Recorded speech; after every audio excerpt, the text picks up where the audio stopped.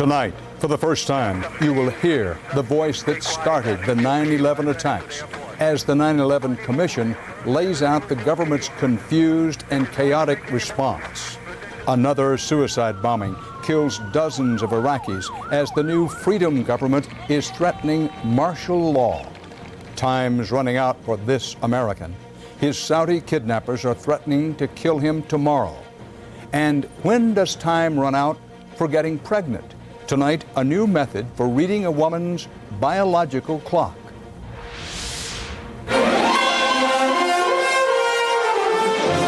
This is the CBS Evening News with Dan Rather reporting from CBS News headquarters in New York.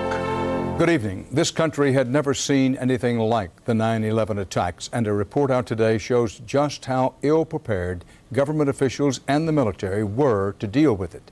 The report is from the independent commission investigating the attacks, and it lays out how much confusion, chaos, and indecision there was about what was happening and what to do about it.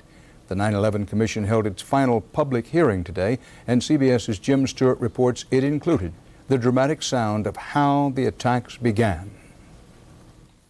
It was a voice chilling for its calmness. The first and only time U.S. officials would hear lead hijacker Mohammed Atta came just moments after he launched the horrors of 9/11. We have some planes. Just stay quiet and you'll be okay. We're turning to the airport. Nobody move. Everything will be okay. Just stay quiet. On the final day of testimony before the 9/11 Commission, those words were portrayed as launching a chaotic scramble in the U.S. government to determine both what was going on and how to stop it.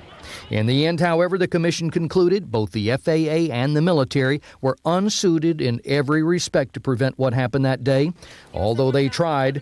First, aviation authorities in Boston called a military command center in New York. Hi, Boston Center, Team U. We have a problem here. We have a hijacked aircraft headed towards New York. We need someone to scramble some F-16s or something up there to help us out. Is this real world or exercise? No, this is not an exercise, manifest. Two F-15s launched from nearby Otis Air Base but went into a holding pattern off Long Island. Only by then, the FAA's problems had multiplied. There's another aircraft? The second one just hit the trade center. Okay. Yeah, we gotta alert the military real quick on this. It was like that all morning, the Commission heard. By the time one conference call ended, another began. Then the Pentagon was hit. And by the time of United Flight 93, the last hijacking, no one seemed in charge. Do we want to think about scrambling aircraft? Oh, God, I don't know. That's a decision somebody's going to have to make probably in the next 10 minutes. Everybody just left the room. As increasingly angry family members looked on, FAA officials explained that they thought they'd alerted everyone in the military to the attacks. They all look alike to me. If you tell the military, you've told the military. And even when Vice President Dick Cheney from the White House bunker authorized the Air Force to shoot down any hijacked planes, an order which came only after all the 9/11 hijackers had crashed, it was never relayed to U.S. fighter pilots. The generals admitted they were afraid someone might shoot down an innocent plane. That we were very concerned about the ability to shoot down a hijacked airplane. But frankly, we were just as concerned about making a mistake. So concerned, the Commission found that the Pentagon never even told the fighter pilots who later flew guard over the burning Pentagon in Washington that the damage was the work of hijackers. Incredibly, one pilot assumed it was the result of a sneak Russian missile attack. And as for President Bush, things were just as confused that day, the Commission found. His motorcade left the Florida school he was visiting to go back to Air Force One, headed in the wrong direction. Then the communications in his motorcade failed. At one point, Commission members said the President of the United States on 9/11 was literally reduced to using a cell phone to try to get back in touch with Washington. Dan? Jim Stewart reporting live from Washington. Thanks. The Commission yesterday said it had found no credible evidence of a, quote, collaborative relationship between Al-Qaeda and Iraq, no plotting together against the United States. But President Bush insisted again today that there was a, quote, relationship of some kind and defended his position. This administration never said that the 9/11 attacks were orchestrated between Saddam and Al-Qaeda. We did say there were numerous contacts between Saddam Hussein and Al-Qaeda. The president used those alleged contacts as one rationale for going to war against Iraq. Terrorists now operating in Iraq took a heavy toll today with car bombings that killed more than 40 Iraqis. The worst was in Baghdad, where a vehicle filled with artillery shells exploded on a highway, killing at least 35 people there and injuring nearly 150 more. CBS's Kimberly Dozier is there. The suicide bomber was aiming for the entrance of an Iraqi army base, the same one militants hit last February. Inside, hundreds of recruits were signing up.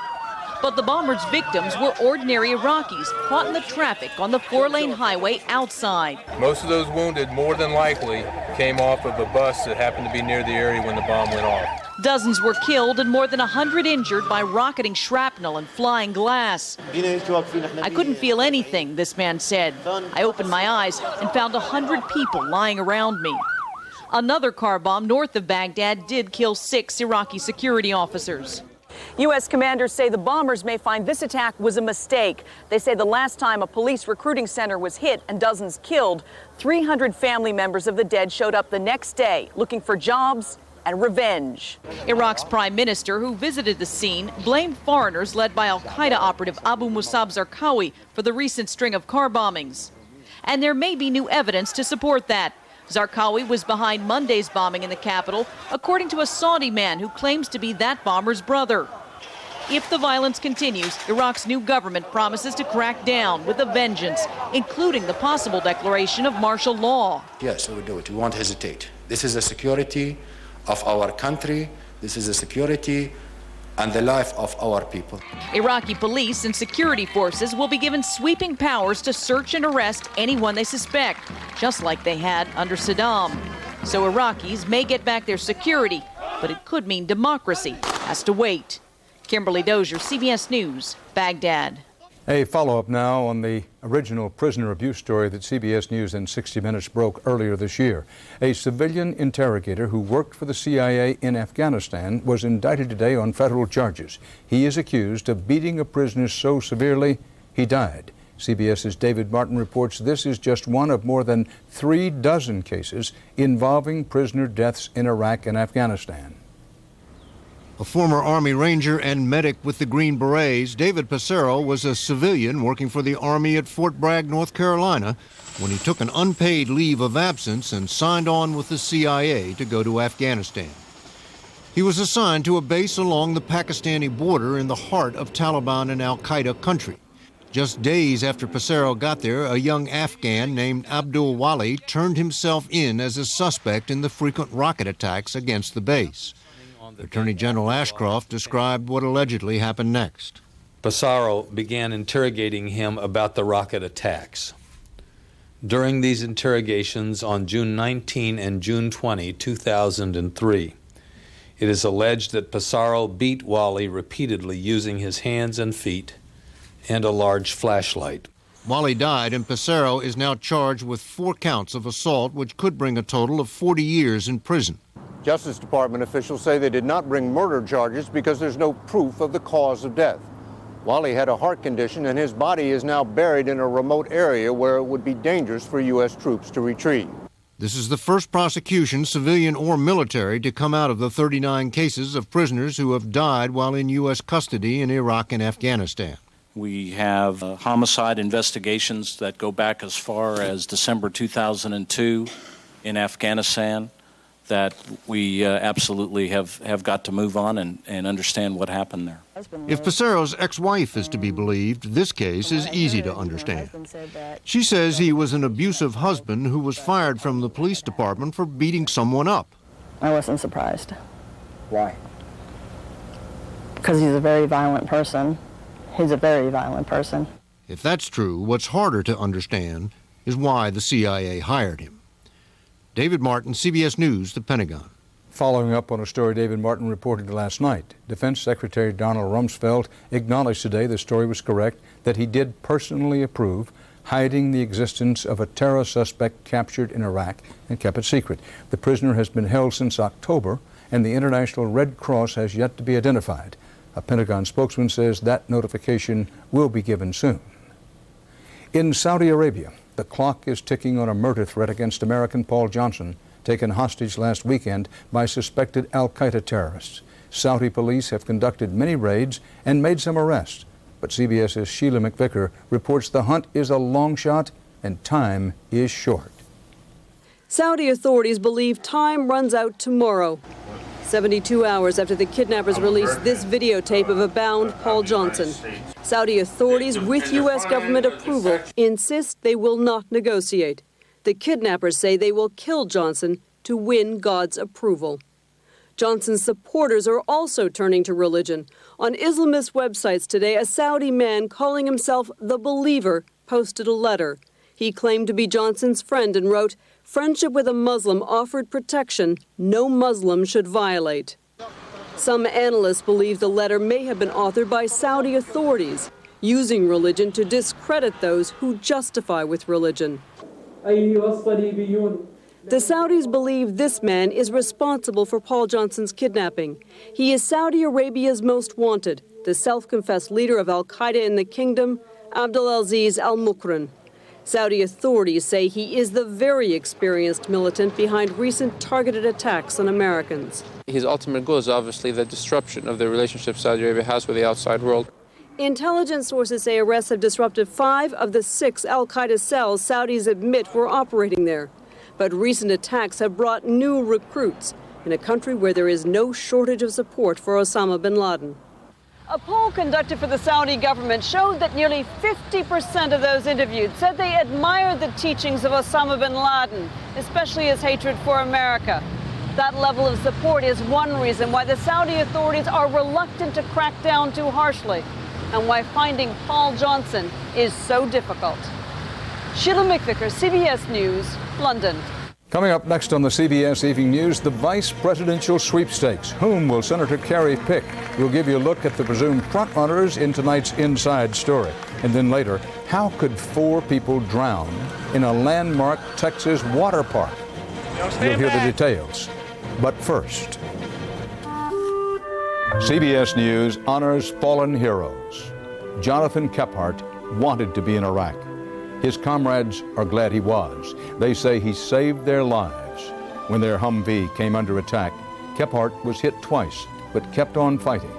Just days earlier, he'd phoned home to say he was all right. It would be his last call home. The Commission on Presidential Campaign Debates has recommended the conditions for 3 face-offs between President Bush and his Democratic challenger, Senator John Kerry, conditions almost certain to exclude independent Ralph Nader. Besides debates on domestic and foreign policy, a town hall forum would feature questions from undecided voters, and there would be one debate between the vice presidential candidates. President Bush has already said he's sticking with Dick Cheney. But Senator Kerry has yet to choose his running mate, and there's no shortage of speculation about who may get the nod.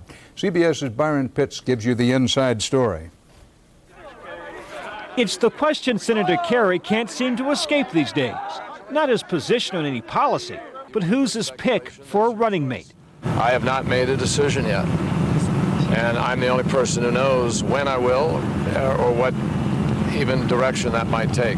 The VP sweepstakes intensified this week with word Senator Kerry met privately with Representative Dick Gephardt. Gephardt is on Kerry's short list and among those who could help the ticket in key battleground states. The 14-term congressman's biggest asset, experience. Also at the top of the list, Iowa Governor Tom Vilsack, a Midwesterner. Still being considered, retired General Wesley Clark from Arkansas. His military experience makes him a contender. And then there's Florida Senator Bob Graham, a legend in the Sunshine State. Remember election 2000. Now that Kerry's first choice, Republican Senator John McCain, has made it clear he's not in the running, that leaves one more candidate on Kerry's short list, John Edwards, the favorite among Democrats who believe the North Carolina senator would bring excitement to the ticket. A prolific fundraiser, popular on the stump, he's been actively campaigning for Democrats, especially Kerry. Edwards may be the party's choice, but he's no sure thing. Senator Kerry's stepson reportedly told supporters in Pittsburgh yesterday, quote, "I was very pro-Edwards in the spring, but now I think we may need someone with stronger credentials on foreign policy." In the end, the only one who knows how John Kerry is leaning is John Kerry. The one qualification he's made clear, his running mate must be able to assume the role of president immediately if need be. Byron Pitts, CBS News, New York. Straight ahead on the CBS Evening News, a fountain of tears in Fort Worth, Texas. 3 family members and another child drowned in a landmark water garden. How could it happen? The index designed to predict which way the U.S. economy is heading was pointing up again in May. It's been rising all year and 13 of the past 14 months. Inflation anticipation sent stocks lower today. The Dow lost 2 points, the Nasdaq 14. A new law will soon allow you to get 1 free credit report a year from the 3 major reporting agencies. But beware, a consumer group survey finds 1 in 4 reports contains a serious error, an error that could mean denial of credit. In Fort Worth, Texas, a landmark noted for liquid beauty and quiet reflection suddenly became a death trap for 4 people, 3 of them young children. And CBS's Bob McNamara reports some of them died trying to save others. It was a tragic loss. Frantic Fort Worth rescue teams unable to revive a 35-year-old Chicago man, his son and daughter, and another young girl who drowned in the city's landmark water garden. Now stand back. Witnesses say after an 8-year-old girl fell or jumped into a swirling pond 9 feet deep, 2 other youngsters and the man trying to rescue them all were apparently pulled under by a powerful water pump. The pump was still operating at that time, so that is creating suction at the very bottom for the water to circulate. The victims, from Chicago, were attending a Sunday school convention whose nearby hotel swimming pool was closed. No wading or swimming signs are posted at the park, but no warnings of danger. Witnesses said it all happened so fast. When the man came down and he tried to save him, he went under about 3 or 4 times, and that 4th time he didn't come back up. That's when all these other kids jumped in trying to save him. Built 30 years ago, 19,000 gallons of water a minute are circulated down walls and spillways to a deep pool. A refuge from Texas summer heat, the site was featured in the late 1970s in a scene from the science fiction thriller Logan's Run. But now, it is a scene of sorrow. We are very, very sorry about your loss. While 2,000 people attended a prayer vigil for the 4 victims, Fort Worth officials ordered the water garden shut down indefinitely. Lawsuits are expected to be filed against the city later. Bob McNamara, CBS News, Fort Worth. There's encouraging news tonight about American teenagers and smoking. It's at a 10-year low for high school students. The government says only about 1 in 5 is now a smoker. And there's also a decline in the number of teens who say they've even tried a cigarette. Coming up next on the CBS Evening News, waiting to have a baby. How long does a woman's biological clock keep ticking? New research may provide an answer. Investing in life insurance policies. Doris is one of thousands who got burned. Yes, burned. How could it happen? A consumer alert tomorrow on the CBS Evening News with Dan Rather. It's a fact of life. As women get older, their chances of conceiving a child get smaller. But when does time run out? CBS News medical correspondent Elizabeth Caledon reports there's progress in the hunt for an accurate fertility egg timer. The question of when to start a family is complicated these days. Women are marrying later and building careers, and yet they remain tethered to that nagging natural timepiece, the biological clock. My biological clock is ticking like this. It may be the subject of Hollywood humor, but the scientific reality is by the time you're 40, you have a 50% chance of getting pregnant. By 45, it's dropped to 10%. But now a British mathematician says he's developed a formula that could give women a more precise, individual picture of their fertility. It works by taking an ultrasound measurement of the size of a woman's ovaries and using that to estimate how much reproductive life she has left. The formula involves analyzing the quantity and size of eggs. Fertility expert Dr. Owen Davis explains how it might work. They would look at the woman's age, they would plug in the volume that they've calculated from this picture, and then they would come out with a new reproductive age. For example, a 35-year-old woman might actually have the fertility of a 25-year-old, meaning she might not have to rush into motherhood. If one were considering deferring childbearing for whatever reason, social, personal, medical, professional, what have you, then this might be a test that gives them some sort of an index. But Davis warns the formula is just theoretical until it's tested on women for the long term. It's a good attempt to try to be more precise. Okay. We just need to prove that it actually works. In the meantime, experts say the best way to monitor fertility remains a much simpler calculation. If you want children, younger is better. Elizabeth Caledon, CBS News, New York. A footnote, remember that Texas Ranger baseball fan who knocks aside a 4-year-old boy to get a foul ball? Well, Matt Starr now says he'll give the ball to the youngster, and he's agreed to send a letter of apology. Part of our world tonight. For the CBS Evening News, Dan Rather reporting. Good night. For news 24 hours a day, click on CBSNews.com. Brought to you in part by Walmart, where you can find everything you and your family need at everyday low prices. Walmart, always low prices, always.